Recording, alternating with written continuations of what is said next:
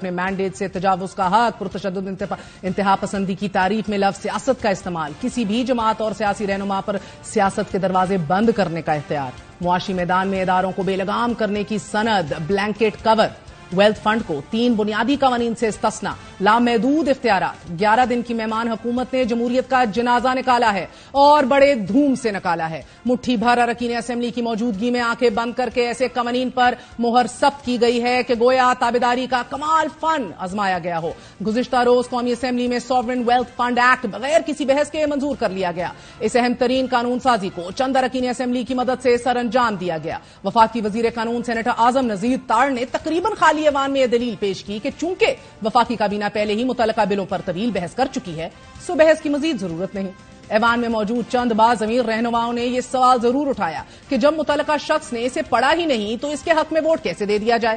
حیران کن بات یہ ہے ناظرین کہ سوورن ویلتھ ایکٹ کہ جس مشترکہ فنڈ پر لاگو ہوگا وہ ملک کے معاشی استحکام اور ترقیاتی منصوبوں میں استعمال ہونا ہے۔ اس اہم ترین قانون سازی کے بعد نئے خود مختار فنڈ کو 3 بنیادی قوانین سے مکمل استثنا حاصل ہوگی۔ Privatisation commission ordinance, public procurement regulatory authority ordinance اور ریاستی ملکیتی آرڈیننس ایکٹ، یعنی کہ فنڈ آڈٹ کو ان 3 مراحل سے نہیں گزرنا پڑے گا۔ سو مچ فار ٹرانسپیرنسی۔ یہ خوش آئند بات ہے گو کہ حکومت اور ادارے سیم پیج پر ہیں۔ حکومت جو کچھ بھی اداروں کے وقار، اختیار اور تحفظ کے لیے کر سکتی تھی وہ حکومتی مدت کے اختتام سے پہلے آخری چند دنوں میں کر چکی ہے۔ حکومت یقیناً شاباشی کی مستحق ہے۔ حکومت نے کابینہ سے آفیشل سیکرٹ ایکٹ میں ترمیم کی منظوری لی اور اراکین پارلیمنٹ کے شدید اعتراضات اور خدشات کے باوجود قومی اسمبلی سے بھی منظور کروا لیا ہے۔ حکومت کی اس گرم جوشی پر شاباش تو بنتی ہے۔ قومی اسمبلی سے منظور آفیشل سیکرٹ ایکٹ کے مطابق کوئی بھی شخص جو بالواسطہ یا بلا واسطہ ارادتاً یا غیر ارادی طور پر کسی غیر ملکی قوت، ایجنٹ، غیر ریاستی عناصر، اداروں یا گروپ کے لیے کام کرے گا اسے دشمن سمجھا جائے گا۔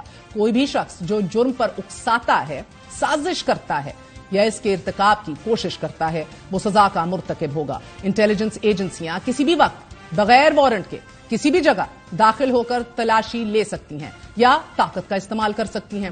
اسی طرح گزشتہ روز آرمی ایکٹ ترمیمی بل کی سینٹ کے بعد قومی اسمبلی سے بھی منظوری لے لی گئی۔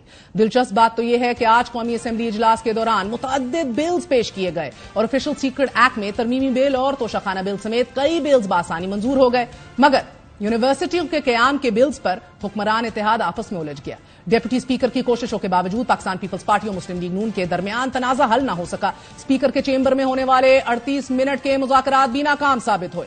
سیاسی حیت بدلنے کے بعد حکومت اور اداروں کے درمیان جو کیمسٹری ڈیولپ ہوئی ہے یقیناً قابل رشک ہے اور ریاست اور ہماری اکانومی کے لیے بھی سودمند ثابت ہوگی، لیکن حکومت قانون سازی کا ہر وہ مرحلہ خوش اسلوبی سے عبور کر رہی ہے جو اداروں کو مزید مستحکم اور بااختیار بنائے گا، لیکن اپنے اتحادی اس پر سوال اٹھا رہے ہیں اور پاک فوج حکومت کے ہر معاشی اقدام پر گویا ضامن بن کر کھڑے ہیں۔ آج چیف عوامی اسٹاف سید عاصم منیر صاحب نے پاکستان منرل سمٹ سے خطاب کرتے ہوئے کہا کہ حکومت پاکستان نے اداروں کے ساتھ مل کر اسپیشل انویسٹمنٹ فیسیلیٹیشن کونسل کے قیام کو یقینی بنایا ہے۔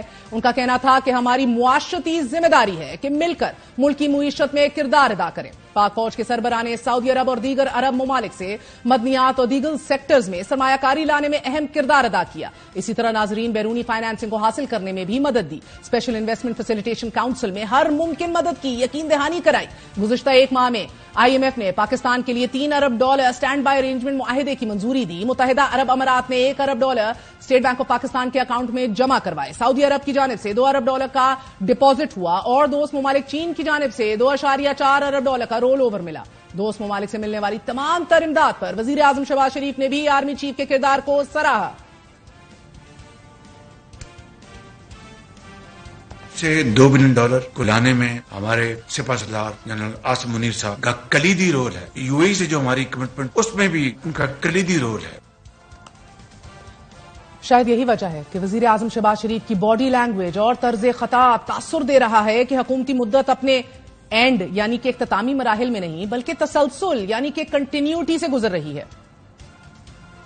Today is the day to learn our lesson from the past and now move forward in unison. Today is a day, I would say, that these wonderful speeches, presentations now have to be converted into action. Certainly, in the past, many such events were organized, speeches were made, papers were read, presentation made, and when it came to the question of implementation, it was how a record was derailed.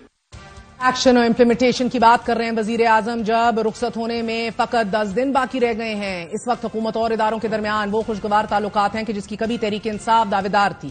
آج فواد چودھری کئی ٹکڑوں میں تقسیم تحریک انصاف کو بقا کی نئی حکمت عملی ترتیب دینے کا مشورہ دے رہے تھے کہ جماعت کو مزاحمت نہیں مفاہمت کی ضرورت ہے. الیکشنوں سے پہلے ضروری ہے کہ یہ ایک چارٹر آف ڈیموکریسی ہو جو کہ اسٹیبلشمنٹ میں اور عمران خان کے درمیان جو دوریاں ہیں وہ کم ہوں اور عمران خان میں اور نواز شریف میں جو دوریاں ہیں وہ کم ہوں.